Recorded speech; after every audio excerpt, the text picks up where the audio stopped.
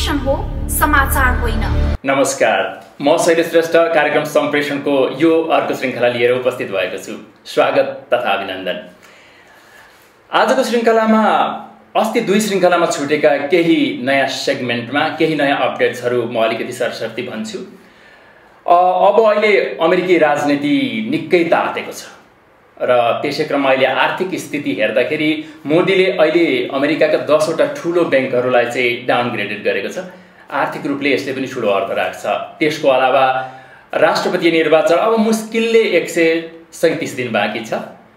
रिपब्लिकनको तर्फबाट मिट रम्नी र वर्तमान राष्ट्रपति बराक ओबामा डेमोक्रेटिक पार्टीको तर्फबाट उम्मेदवार हुनुहुन्छ र यो हप्ता इमिग्रेसनको मुद्दा विशेष चर्चामा रह्यो। मैले विविध किसिमले विभिन्न सवालहरूमा इमिग्रेसन मुद्दाले विशेष अर्थ राख्ला कि भनेर विवेचना गरेर केही कार्यक्रममा यसका बारेमा सम्प्रेषण पनि गरेको थिएँ र अहिले अघिल्लो हप्ता राष्ट्रपति बराक ओबामाले डिफर्ड एक्सन जारी गरेर करिब 8 लाख माइनरहरूलाई चाहिँ डिपोर्टेसन गर्न नपर्ने एउटा अध्यादेश जारी गर्नुभयो। अझ भनौँ सिनेट र कङ्ग्रेसले पास गर्न नसक्दाखेरि राष्ट्रपतिमा निहित एउटा एक्जिक्युटिभ अधिकार हो त्यो र राष्ट्रपति ओबामाले एउटा डरलाग्दो अस्त्र प्रहार गर्नुभयो र बाध्य भएर मिट रोम्नीलाई पनि इमिग्रेसन सम्बन्धी आफ्ना कुराहरू राख्नुपर्ने र डिफेन्ड गर्नुपर्ने अवस्था भयो।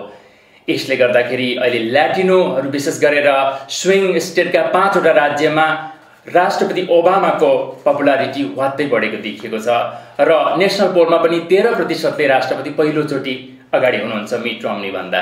त्यसकारण यो ज्वलन्त मुद्दाहरूको साथसाथै म न्युयोर्क राज्यमा र सहरमा भइरहेका केही मोसनहरू छन् जो चाहिँ म त्यसलाई मिसन भन्छु। हामी मानिसहरूको जो श्रमजीवी वर्गको मिसनहरू छ त्यो चाहिँ केही मोसनहरू अगाडि बढिरहेको छ। एउटा बडो महत्त्वपूर्ण बिल अल्बानीमा न्युयोर्क राज्यको स्टेट एसेम्ब्लीमा गइरहेको छ। त्यो हो मिनिमम वेजलाई चाहिँ इन्क्रिज गर्नुपर्छ भन्ने बिल। अहिले सामान्यतः 7.25 भएकोमा चाहिँ अब यहाँ चाहिँ 7.25ले बाँच्न सकिँदैन भन्ने कुराहरू राख्दै मेजोरिटीले चाहिँ 8.50 हुनुपर्छ पर आवर, $8.50 हुनुपर्छ भनेर चाहिँ एउटा प्रस्ताव गरेको छ। त्यो केही समय पछाडि सम्भवतः सदनमा जान्छ होला भोटिङको लागि। त्यसै गरेर सिटी काउन्सिलमा जहाँ हामी बसेको छौँ न्युयोर्कमा 2टा पेन्डिङ मुद्दाहरू छन्, स्टल भइरहेको छ। 2/3 मेजोरिटी हुँदाहुँदै पनि फ्लोरमा ल्याइएको छैन। जानी स्ट्याटसको चेन्ज गर्न नचाहनेहरू र यथास्थितिवादमा रमाउन चाहने मान्छेहरूको एउटा सञ्जाल छ। उहाँहरूले यो बिललाई अगाडि ल्याउन चाहनु भएको छैन। सबभन्दा पहिले अगाडि पनि मैले भनेको पेड सिक डेज जो मिलियन कामदारहरू चाहिँ यसबाट लाभान्वित हुन्छन्। 5 देखि 9 दिनसम्म चाहिँ पेड सिक डेज पाउँछन् प्रत्येक कर्मचारी न्युयोर्क राज्यमा, विशेष गरी न्युयोर्क शहरमा त्यो पास भयो भने। र अर्को त्यस्तै एउटा बिल हो टेनान्ट बिल अफ राइट। त्यो चाहिँ घरमा बस्ने टेनान्टहरूले पाउने अधिकारका बारेमा घरपट्टिले चाहिँ आफ्नो सूचना पार्टीमा चाहिँ स्पष्ट रूपमा सबै कुराहरू टाँसिएको हुनुपर्छ जसले टेनान्टहरूलाई थुप्रै अधिकारहरू प्रत्याभूत गर्छ लिखित रूपमा। ती बिलहरूलाई चाहिँ पेन्डिङ गर्नको निम्ति अर्को खालको खेल फेरि अल्बानीमा र सिटी हलमा पनि खेल सुरु भएको छ। जिना मसिना साना बिलहरू ल्याएर यसलाई तुहाउने अथवा स्टल गर्ने कार्यक्रम भएको छ अहिले। त्यसै गरी केही कन्जर्भेटिभ डेमोक्रेट्सहरू र केही रिपब्लिकनहरूले यथास्थितिवादमा रमाउँदै केही साना मसिना बिलहरू अहिले ल्याइरहेको छ। त्यसमा एउटा पहिलो बिल छ एन्टी पियर्सिङ एक्ट, जसले तपाईँहरू देख्नुहुन्छ विशेष गरी महिलाहरूले चाहिँ त्यो नाक छेड्ने, कान छेड्ने, यो नाइटो छेड्ने यावत किसिमका कामहरू छ त्यो चाहिँ गरिनुहुन्न भनेर चाहिँ एउटा बिल नयाँ ल्याउन लागि छ। अर्को त्यो जुन ट्यानिङ गर्ने चलन छ यहाँनिर, ट्यानिङलाई प्रतिबन्ध गर्नुपर्छ या त्यसलाई पनि एउटा के नियममा ल्याउनुपर्छ भन्ने बिल छ। यो 2टा सानो मसिनो बिलहरूलाई ल्याएर मेजर कुराहरूलाई चाहिँ डिस्ट्र्याक्ट गर्ने यहाँनिर प्रयत्न भइरहेको छ यसपालि न्युयोर्क शहरमा। यी विविध प्रसङ्गहरूलाई समेट्दै पहिलो सेगमेन्टलाई म थाँती राख्दै म अब आजका पाहुनालाई आजको यस कार्यक्रममा निम्ति आउँछु, जसलाई म दशकौँदेखि चिन्छु। उहाँका थुप्रै परिचय छ तर उहाँलाई पेशागत रूपले जान्नुपर्दा चिन्नुपर्दा हामी कानुन व्यवसायी भनेर चिन्छौँ। अझ त्योभन्दा बढी नेपाली समाजले उहाँलाई एकजना मृदुभाषी समाजसेवी भनेर पनि चिन्छ।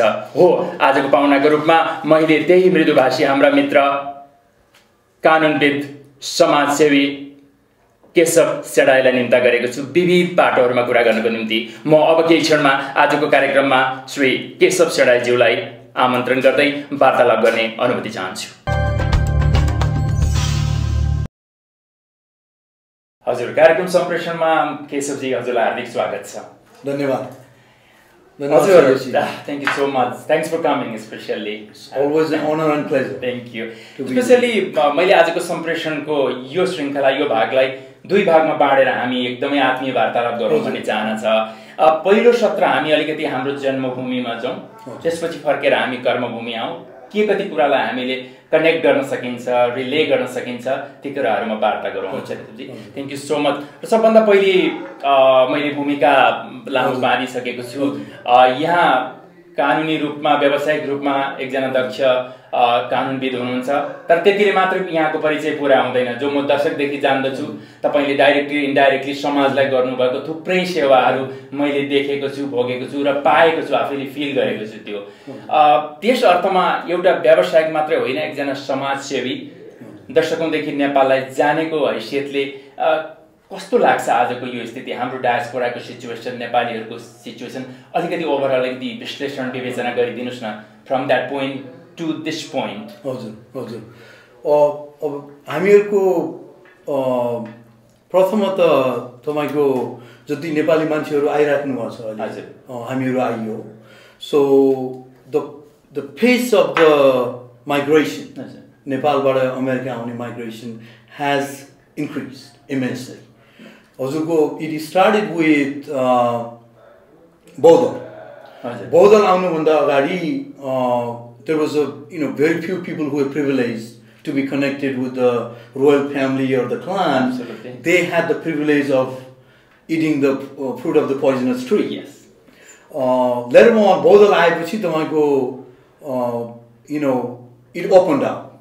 It opened up the monastery खुल्यो नेपालीहरुको। र बाटो पनि खुल्यो। बाटो पनि खुल्यो। सर्वसाधारण मान्छेले 90 पछाडी त सुरु भयो। Right, 90 पछाडी. Exactly. So this is the migration which is started to take effect through the student movement.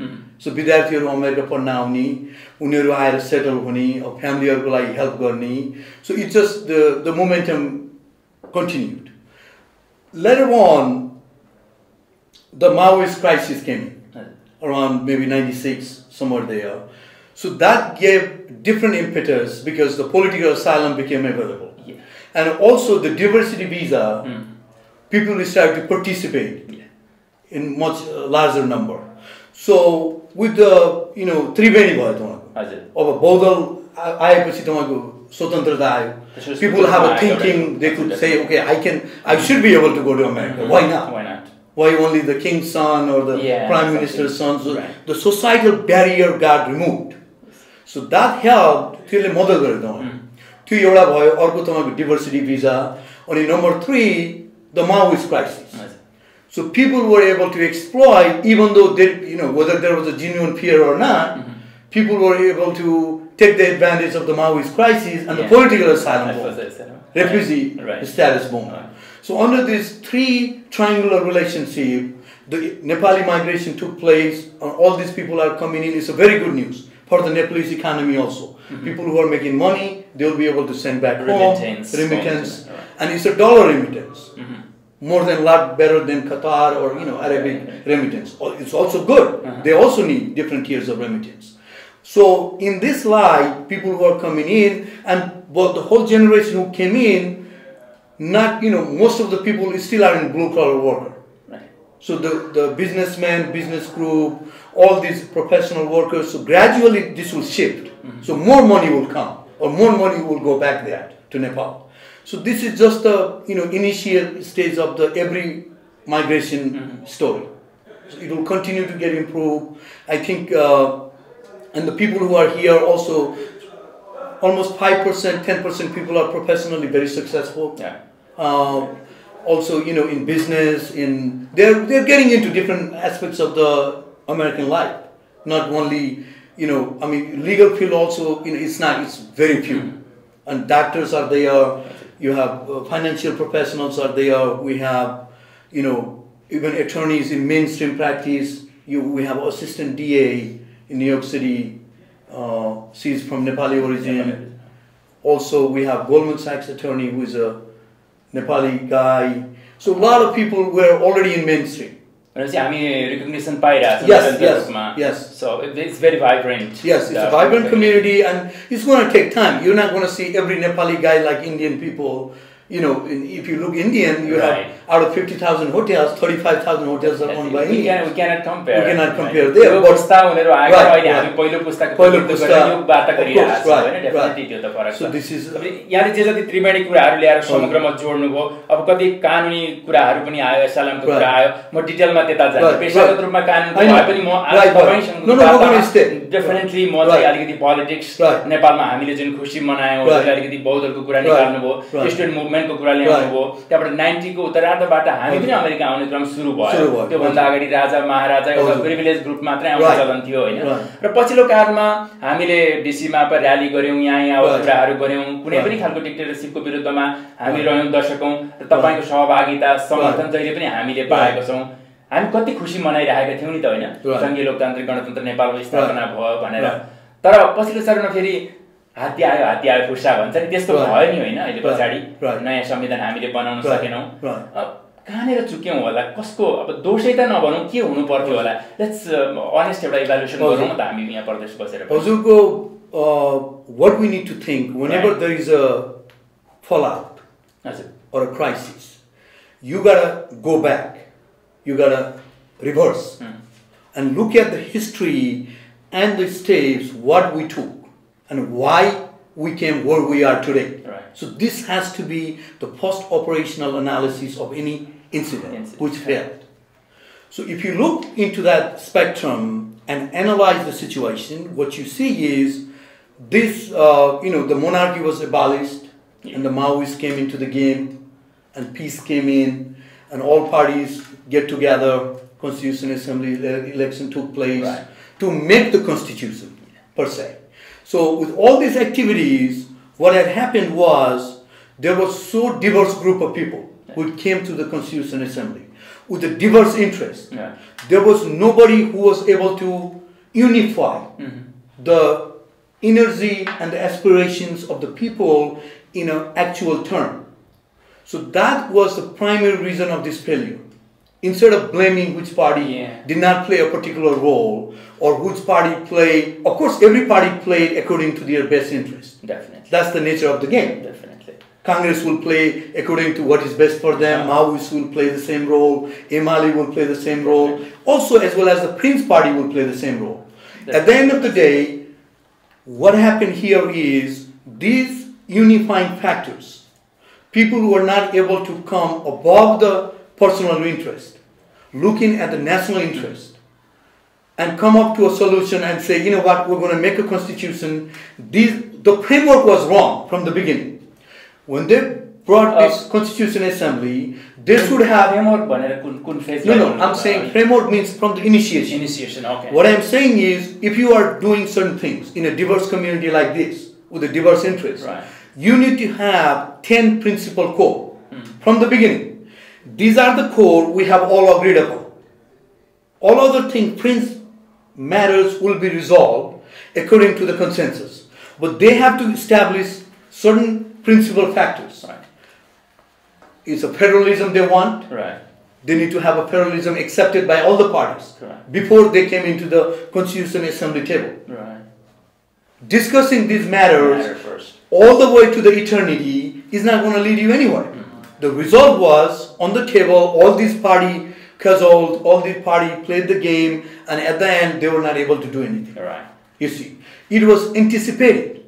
It was anticipated. If you look at how it was constructed, the group of people and without any foundation, they just started to build the building. So without core values, what is acceptable to all parties and everybody is going to vote for it. So that means we all were lacking somehow, particular that situation. See, any planning, they were not planning properly. The failure was on initial planning. If you are planning, you need to see, when we, by the way, luckily I'm also, as an attorney, and also I do other businesses. So when I'm doing the business, I make a plan. What are my plans are, you see. I design what is my revenue is going to be, what are my expenses are going to be, and which my market is, where I'm going to sell, where I'm going to rent my real estate properties. So I'm doing all this calculation.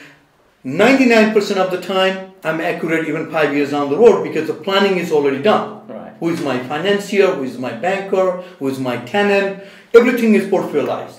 Sure. Here, these guys did not do that homework. The primary mission was they just went in without a plan. This is what's going to happen. So instead of blaming now who did what, now they need to come to the table and make a plan. If they might want to have an election, that's okay. Right. There is nothing wrong with it. It's a people's mandate. Of course. And then make a plan to bring some conclusion before they even draft it. Mm-hmm. Certain fundamental part of the Constitution has to be agreed upon before you go in drafting phase. What happened here is they continue to draft all the way to the end. Right. There is no finality. And this is where we are. That's my 2 cents. Yeah, absolutely. Analytically, तपाईले भनेको कुराहरु सत्य त सबै कुरा सही साबित भएको छ. अब हामी चुकेको जहाँ हलो अड्क्यो भनेको कुरा नै अब अहिले संहिताको कुरामा फेडरलिजमको कुरामा आएको छ नि हैन. अब तपाई यहाँ आएर पढ्नुको सारा संसार देख्नु भएको छ, बुझ्नु भएको छ, नेपालको वस्तुस्थितिसँग पनि जानकार हुनुहुन्छ. अब कसरी अगाडि जानु पर्ला? हुन त जटिल प्रश्न हो, तर पनि हामीले संवाद त सुरु गर्नुपर्छ जहाँबाट पनि हामीले.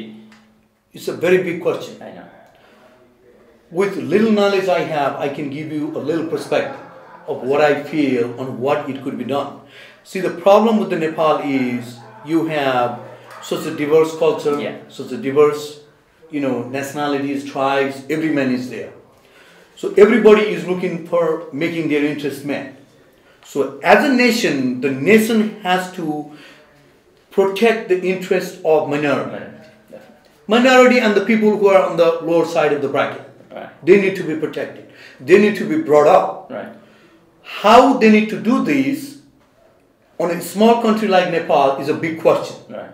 People would like to make sure they are protected because they want to have, every tribe. Are you talking about some kind of a reservation? That's what I'm hinting. Okay. That's what I'm hinting. Yeah. So you can have a federal government. Right. You can have a federal entities. You can have a states. There is no problem. Right. As a geographical reason. Not by the tribes, and that might dilute the other advantage. So you have, then it might, it's a too small country to divide. Look at India. Mm-hmm. You don't have to go too far. Yeah. They have hundreds and hundreds of tribes, hundreds and hundreds of people, groups of people. But when I meet, majority of my clients are Indian people. Right. When I meet them, nobody will say I'm this or that. Right. They're going to say I'm Indian. And after that, then they're going to say, okay, I'm Gujarati, I'm Hyderabadi, I'm Punjabi. So it diverges from that point onwards. So Nepal has to remain as a nation in some kind of a sanctity, some kind of a unity which binds all of us. Right. And then also protect the interest of the people who really need help. You see, if you don't help them, then they're going to remain on a backward stage. They need to come forward through the government intervention, through financial intervention, education. Education is the key. Absolutely. The quota system, without education, see, we came here because we got right educational mode. Right. And we were able to do all this nonsense, you see. So, at the end of the day, if you don't have a good education there, you get nothing. All this is a baloney. Yeah. It's not going to get anywhere. जस्तो अब अहिले शिक्षाको जुन कुरा गर्नुभयो हैन त्यो त सबभन्दा ठुलो कुरा नै हो. अब अलिकति संहिताको कुरा मात्रै हो, हामीले जे जति भन्ने कुरा हो त्यति बडो जटिल प्रश्न आफैमा हो. अब तपाई यहाँ आएर पढ्नुभयो, जान्नुभयो, बुझ्नुभयो. अब यति कुरा हामीले यहाँबाट हाम्रो मातृभूमिको लागि हामीले चिन्ता जाहेर गरेको छौं. इभेन्चुअली हाम्रो लागि हो, किनभने हाम्रो भागमा पनि त केही छ नि, हामीले पनि मातृभूमिलाई केही गर्नुपर्छ भन्ने. अब कालान्तरमा नेपालमा गएर के यसो गरौँ, के गर्ने त्यस्तो केही सोच केही छ तपाईसँग अहिले रिसेन्टली? You know what? अहिले एकदम त्यस्तो छेडाएर म सबैलाई यो प्रश्न गरिरहेको छु. हामीले That's a very good question. हामीले पनि केही खाएको छौं, ऋण हामीले पनि तिर्नु छ नि नेपाल आमाको हैन. आमाको ऋण तिर्नु कर्तव्य छ नि त. कर्तव्य छ. Are you planning recently or in the long run? No, I thought about it. Right. I thought about it with my scheduling, with my lot of responsibility on this part of the island. a lot of ideas I had which I wanted to implement. I have not been successful to devote a lot of time to the cause for Nepal. Right. So in this Doranma, then I thought, look, I'm going to be always busier. I'm getting busier every day. Instead of slowing down. I know. So I thought, what I need to do, this was not an excuse. I have decided the excuse which I had before, look, I don't have time. Right. I got to run this company, I got to run my other businesses, there is no time. I got to be behind the game.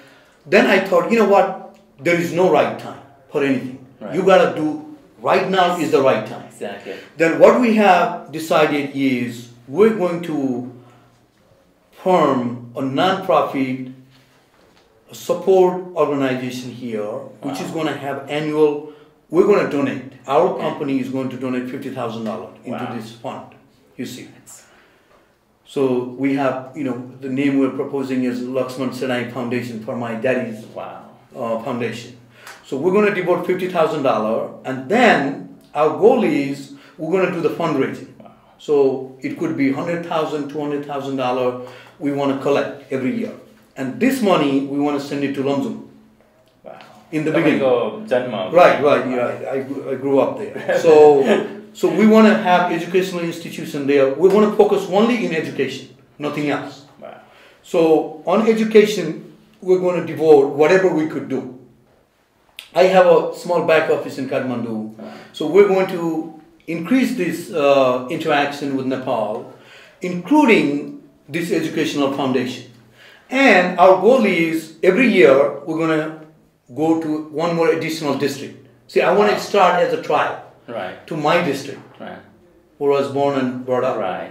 And after that, we want to select maybe Jumla one, then maybe close to your district, or what would be the priority or any No, we want to go where it's a lack of services. Okay. Which is the poorest area. Poorest area. Okay. This model will be copied into those areas. Okay. So that's what we have decided to devote our time and energy into education. Because, see, tell you the truth, if I did not have exposure of Kathmandu at a certain point of my life, okay, I would not have come here 110%.